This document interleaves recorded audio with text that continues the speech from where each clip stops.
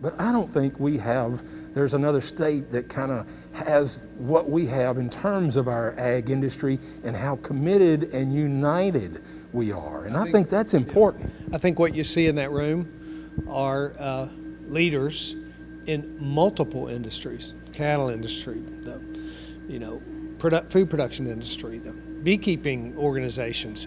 Multiple interests, all within agriculture, but all in the same room to talk about a unified strategy to expand the entire industry. It's the biggest sector of our economy, which makes it the most important sector of our economy. It needs to be invested in. The education system needs to be geared. There needs to be an important part of our education system geared toward that industry. And the industry is interestingly mixed with rural economies that are not agricultural related, but because ag is primarily a rural industry, the development of rural economic prosperity is really, really important. And obviously, you're a product of it. You came up through 4-H, right, and then have the cattle farming background, and you're still doing that today. So it's truly dear to you, and it means a lot to us that are in terms of the industry, that we have somebody in your shoes that is supporting us. I think if you grew up in a rural community, and if you were involved in agriculture youth programs like 4-H or FFA, like I was, and if you were involved in the ag industry, if my family's in the beef cattle industry, if you have lived that life, then you recognize how important it is. You know things about it that most don't know. Fortunately for me, I do have that background, and I do understand it, and it helps me to recognize the value of the ag industry to our state. Now that I'm in the position that I'm in, I'm more committed than ever to making sure that we make that industry prosper, but we also invest in it appropriately. No better way that it shows in that investment than your budget that you proposed in your State of the State. You touched on it here today.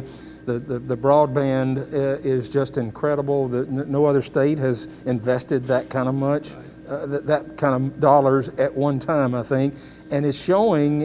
You gave that incident about the U-Haul.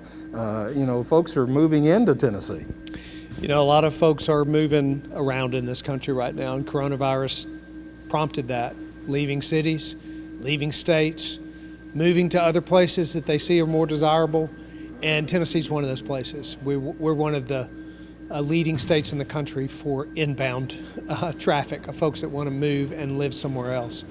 We need to be prepared for that. We need to create an environment for that. It's why we have historic broadband expansion investment. It's also why we've invested in our agriculture industry in ways like Ag Enhancement Fund. We used CARES relief money to invest in ag industry and forestry industry, companies. So we got to be prepared. We got to be prepared for this movement, and it'll be good for Tennessee, but it'll be particularly good if we have a rural infrastructure and an agriculture infrastructure that's prepared for it. And obviously, we're hoping there's going to be a state fair right here on these grounds, and you've put money in your budget for that, and we hope that we can really build on that momentum and try to get the best state fair in the country. I want to have the best state fair in the country. I think that's possible. There's some work to do to make this final deal work, but we have put money in the budget.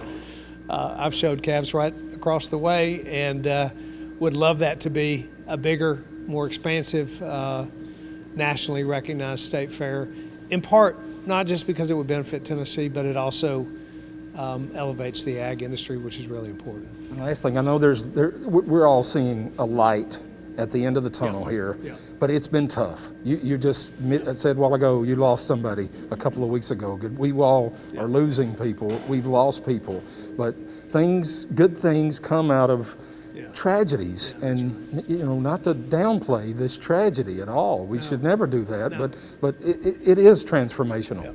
It's been a very difficult year for a lot of people. A lot of lives lost, livelihoods lost, a lot of businesses lost, a lot of folks lost their jobs. It's been a very, very difficult year for the country. But as I've said before, in my 61 years of life, I've learned one thing. It's that God is a redeemer. He takes the most tragic circumstances in our lives and can use them for good. And I trust that that will be the case here as well. We know things we would never have known before. We understand things we didn't understand before this pandemic. And we have an opportunity to shape the future in ways we didn't have before. So there's great hope. We will get this behind us. We have great hope for the future, and I'm excited about the days ahead for Tennessee.